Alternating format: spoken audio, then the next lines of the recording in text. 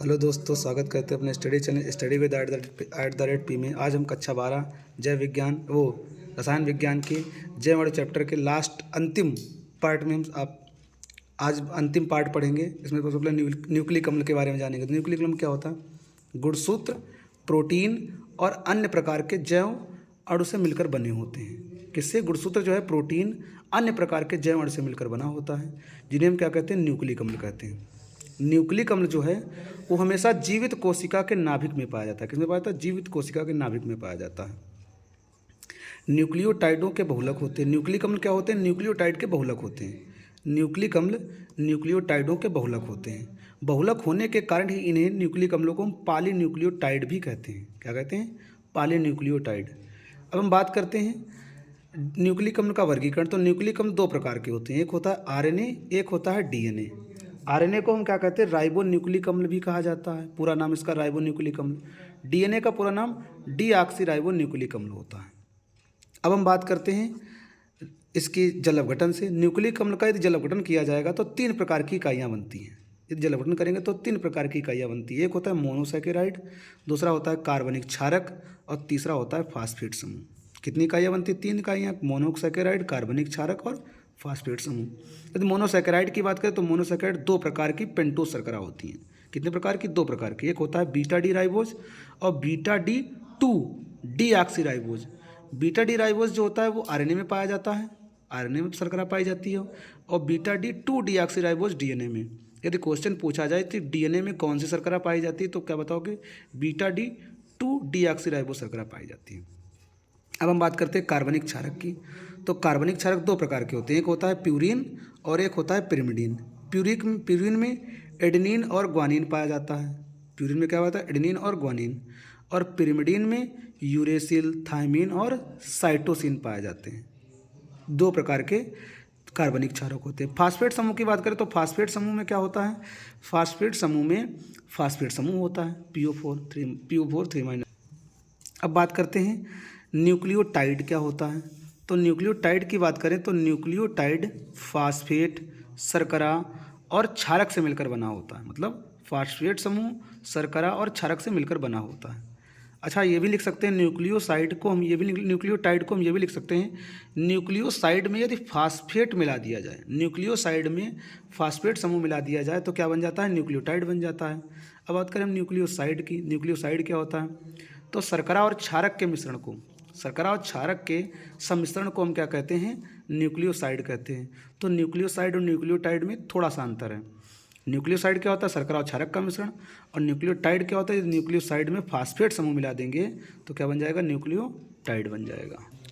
RNA की बात करें तो आरएनए अणु 3 प्रकार के होते हैं। ये भिन्न भिन्न कार्य संपादित करते हैं। नंबर 1 है संदेशवाहक आरएनए, इसे हम mRNA भी कहते हैं, मैसेंजर आरएनए। फिर राइबोसोमल आरएनए, इसे हम rRNA भी कहते हैं।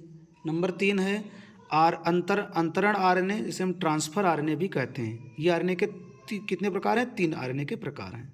डीएनए की यदि संरचना देखी जाए तो डीएनए की 2 प्रकार की संरचना, एक प्राथमिक संरचना होती है, एक द्वितीयक संरचना होती है। द्वितीयक संरचना को किसने प्रतिपादित किया था? जेम्स वाटसन और क्रिक, फ्रैंसिस क्रिक। तो द्वितीयक संरचना को हम वाटसन एवं क्रिक मॉडल भी कहते हैं। ऐसे ही प्रोटीन, ध्यान देना, आरएनए की भी 2 संरचनाएं होती हैं और डीएनए की भी 2 संरचना होती है, एक प्राथमिक संरचना, एक द्वितीयक संरचना। और ऐसे इसमें भी डीएनए की भी 2 संरचना होती हैं, डीएनए की प्राथमिक संरचना और द्वितीयक संरचना।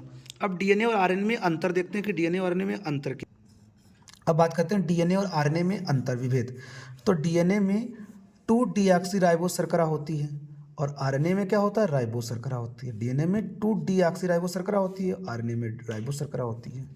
डीएनए में 4 प्रकार के विषम चक्री क्षारक पाए जाते हैं, एडेनिन, ग्वानिन, साइटोसिन और थायमिन। जबकि आरएनए में भी 4 विषम चक्री क्षारक पाए जाते हैं। उसमें कौन सा होता है? एडेनिन, ग्वानिन, साइटोसिन और यूरेसिल। इसमें यूरेसिल होता है, उसमें थायमिन होता है। डीएनए की संरचना क्या होती है? द्विकुंडलित संरचना होती है, इसे हम डबल स्टैंड संरचना भी कहते हैं। इसका अणु द्रव्यमान भी अधिक होता है।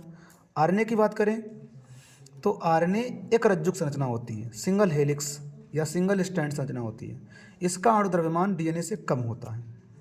डीएनए कोशिका के नाभिक में पाया जाता है, डीएनए कोशिका के नाभिक में पाया जाता है, जबकि आरएनए मुख्य रूप से कोशिका के कोशिका द्रव्य में पाया जाता है। किसमें पाया जाता है? कोशिका के द्रव्य में, साइटोप्लाज्म में पाया जाता है। डीएनए का कार्य क्या होता है? डीएनए आनुवांशिक गुणों को एक पीढ़ी से दूसरी पीढ़ी में स्थानांतरित करता है। आरएनए प्रोटीन संश्लेषण में भाग लेता है। आरएनए का कार्य क्या होता है? प्रोटीन संश्लेषण में भाग लेना। अब बात करते हैं डीएनए अंगुली छापन, डीएनए फिंगरप्रिंटिंग। तो क्या होता है? प्रत्येक जीव के अंगुली छाप अद्वितीय होते हैं। प्रत्येक जीव के अंगुली छाप अद्वितीय होते हैं, वो और अंगुलियों के शीर्ष भाग पर स्थित होते हैं। प्रत्येक जीव के अंगुली छाप अद्वितीय होते हैं और ये अंगुलियों के शीर्ष भाग पर स्थित होते हैं। इन्हें लंबे समय तक किसी व्यक्ति की पहचान निर्धारित करने के लिए काम में लाया जाता है। किसी व्यक्ति की पहचान करना है तो उसकी पहचान करने के लिए ही इन्हें प्रयोग में लाया जाता है। इन्हें शल्य चिकित्सा के द्वारा परिवर्तित किया जा सकता है। लेकिन किसी भी व्यक्ति के डीएनए क्षारों का क्रम अद्वितीय होता है। जो डीएनए क्षारकों का क्रम होता है वो अद्वितीय होता है। इसे किसी भी रूप से बदला नहीं जा सकता है। डीएनए के क्रम को नहीं परिवर्तित कर सकते हो। एक व्यक्ति की सभी कोशिकाओं के डीएनए के लिए समान होता है, मतलब सभी कोशिकाओं के लिए डीएनए समान होता है। व्यक्ति के डीएनए पैटर्न के संबंध में सूचना उसका डीएनए अंगुली छाप या डीएनए फिंगरप्रिंटिंग कहलाता है तथा डीएनए के नमूनों को मेल कराने की तकनीक डीएनए अंगुली छापन कहलाती है। डीएनए अंगुली छापन, डीएनए के नमूनों को मैचिंग कराने की तकनीक डीएनए अंगुली छापन कहलाती है। इसका उपयोग सर्वप्रथम व्यक्ति की पहचान के लिए किया जाता है।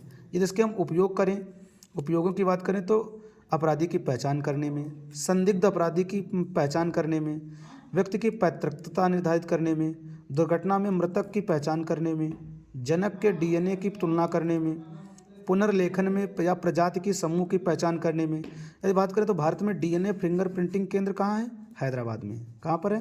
हैदराबाद में। अब देखते हैं प्रोटीन के बारे में।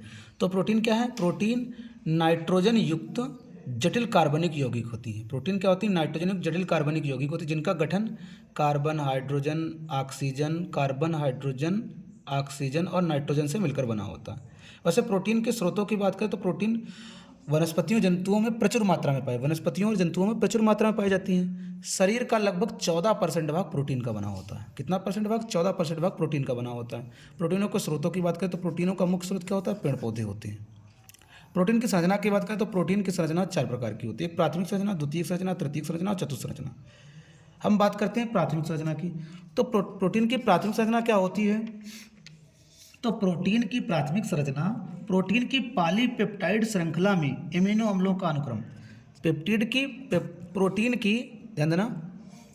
प्रोटीन की पॉलीपेप्टाइड श्रृंखला में एमिनो अम्ल का अनुक्रम क्या कहलाता है? प्राथमिक संरचना कहलाती है। क्या हमने बताया? प्रोटीन की पॉलीपेप्टाइड श्रृंखला में एमिनो अम्लों का अनुक्रम प्रोटीन की प्राथमिक संरचना कहलाती है। अब हम बात करते हैं प्रोटीन की द्वितीयक संरचना। तो प्रोटीन की द्वितीयक संरचना 2 प्रकार की होती है। एक अल्फा हेलिक्स होती है और बीटा प्लीटेड होती है। हम द्वितीयक संरचना की बात करें तो द्वितीयक संरचना में क्या होता है?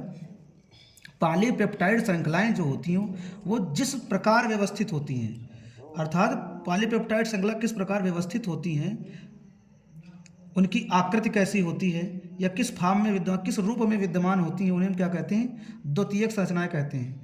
और ये संरचनाएं मुड़कर क्या करती हैं? प्राथमिक संरचना ही मुड़कर हाइड्रोजन बंध द्वारा द्वितीयक संरचना का निर्माण करती है। प्राथमिक संरचना ही मुड़कर हाइड्रोजन बंध द्वारा द्वितीयक संरचना का निर्माण करती है। 2 प्रकार की होती है, एक अल्फा हेलिक्स होती है, दूसरी बीटा प्लेटेड होती है। अल्फा हेलिक्स में CO और NH समूह विद्यमान होता है। CO और NH समूह विद्यमान होता है। बीटा प्लेटेड समूह का आकार बड़ा होता है और इनकी संरचना बनने की संभावना अधिकतम होती है। अब बात करें हम प्रोटीन की तृतीयक संरचना। तो प्रोटीन की तृतीयक संरचना की बात करें तो प्रोटीन की तृतीयक संरचना में पॉलीपेप्टाइड श्रृंखलाओं का वलयन और आबंधन ज़्यादा होता है। इसमें क्या होता है? पॉलीपेप्टाइड श्रृंखलाओं का वलयन और आबंधन अत्यधिक होता है, ये ज़्यादा आबंधन होता है। इसीलिए ये संरचनाएं जो होती हैं एक संरचनात्मक विन्यास में वलित होती हैं। इसमें हाइड्रोजन बंध, वांडर वाल्स बंध, डाइसल्फाइड बंध, आयनिक बंध आदि पाए जाते हैं। और हम बात करते हैं चतुर्थ संरचना की। तो चतुर्थ संरचना में कुछ प्रोटीन क्या होती है? कुछ प्रोटीन 2 या 2 से अधिक पॉलीपेप्टाइड श्रृंखलाओं से मिलकर बनी होती है। कुछ प्रोटीनें जो होती हैं 2 या 2 से अधिक पॉलीपेप्टाइड श्रृंखलाओं से मिलकर बनी होती हैं। इनको हम क्या कहते हैं? उप इकाइयाँ कहते हैं। क्या कहते हैं? उप इकाइयाँ कहते हैं। अब बात करते हैं प्रोटीन का विकृतीकरण। ये इम्पोर्टेंट है। प्रोटीन का विकृतीकरण क्या होता है? जब प्रोटीन में हम कोई भौतिक या रासायनिक परिवर्तन करते हैं। भौतिक और रासायनिक परिवर्तन का मतलब पीएच मान में परिवर्तन, अम्ल क्षार लवण मिलाते हैं या गर्म करते हैं, तो इसके हाइड्रोजन बंध जो होते हैं वो अस्त व्यस्त हो जाते हैं, अर्थात द्वितीयक और तृतीयक संरचनाएं क्या होती हैं? ध्वस्त हो जाती हैं। कहने का मतलब प्रोटीन में यदि भौतिक परिवर्तन करते हैं, भौतिक परिवर्तन मतलब पीएच मान में परिवर्तन, अम्ल क्षार में मिला देते हैं, लवण मिला देते हैं, तो उसके हाइड्रोजन बंध टूट जाते हैं और द्वितीयक और तृतीयक संरचनाएं ध्वस्त हो जाती हैं। जब ये द्वितीय संरचनाएं ध्वस्त होंगी तो इसके ग्लोब्यूल जो होते हैं वो खुल जाते हैं। ग्लोब्यूल क्या हमने बताया? ग्लोब्यूल जो होते हैं वो खुल जाते हैं और हेलिक्स जो होता है वो अकुंडली हो जाता है। हेलिक्स जो मॉडल होता है वो अकुंडलित हो जाता है। इस प्रक्रिया को हम क्या कहते हैं? प्रोटीन का विकृतीकरण कहते हैं। इस प्रक्रिया को हम क्या कहते हैं? प्रोटीन का विकृतीकरण कहते हैं। जैसे हमको अंडे को उबालने पर सफ़ेदी का स्कंदन हो जाता है। जैसे अंडे को उबालने पर सफ़ेदी का स्कंदन हो जाता है, ये स्कंदन ही है, प्रोटीन का स्कंदन ही विकृतीकरण है। अब यदि बात करें उत्क्रमण, यदि इसकी बात करें उत्क्रमणीय विकृतीकरण क्या होता है? उत्क्रमणीय विकृतीकरण तो हम क्या लिख सकते हैं? दुर्बल विकृति कारक की उपस्थिति में, दुर्बल विकृति कारक की उपस्थिति में प्रोटीन की द्वितीयक और तृतीयक संरचनाएं जब बंध टूटते हैं, तो यदि हम विकृति कारक हटा लें, यदि हम विकृति कारक हटा लें, द्वितीयक विकृति कारक के उपस्थिति में बंध टूटते हैं, यदि हम इनको हटा दें, यदि इनको हम हटा दें तो पुनः वह प्रोटीन अपनी पुनः पूर्व की स्थिति में आ जाता है। इस प्रक्रिया को हम क्या कहते हैं? उत्क्रमणीय विकृतीकरण कहते हैं। अब बात करें प्रोटीन, तो प्रोटीन का महत्व क्या है? प्रोटीन के बिना जीवन असंभव, मतलब प्रोटीन के बिना व्यक्ति की मृत्यु भी हो सकती है प्रोटीन के अभाव में। अब इसके हम उपयोगों की बात करें तो प्रोटीन, कोशिका झिल्ली प्रोटीन की बनी होती है। संरचनात्मक रूप से कहा तो कोशिका झिल्ली किसकी बनी होती है? प्रोटीन की बनी होती है। और हम बात करें तो रेशेदार प्रोटीन जैसे केराटिन, बाल, ऊन, रेशम, मायोसिन, मांसपेशियां किसकी बनी होती हैं? ये भी प्रोटीन की बनी होती हैं। प्रोटीन क्या करती है? हमारे शरीर को एंटीबॉडी के रूप में सुरक्षा प्रदान करती है। क्या प्रदान करती है? एंटीबॉडी के रूप में सुरक्षा प्रदान करती है। प्रोटीन क्या करती है? हमारी उपापचय क्रियाओं को संरक्षित करती है सभी। और प्रोटीन, हमारे हार्मोन्स जो होते हैं वो प्रोटीन के बने होते हैं। तो प्रोटीन शरीर की वृद्धि करती है, शरीर को वृद्धि प्रदान करती है। प्रोटीन क्या करती है? नए कोशिकाओं का निर्माण करती है और टूटी फूटे ऊतकों की मरम्मत या कोशिकाओं की मरम्मत भी करती है। अब ये चैप्टर जो है वो कंप्लीट है। वीडियो को लाइक, शेयर, सब्सक्राइब करना। धन्यवाद।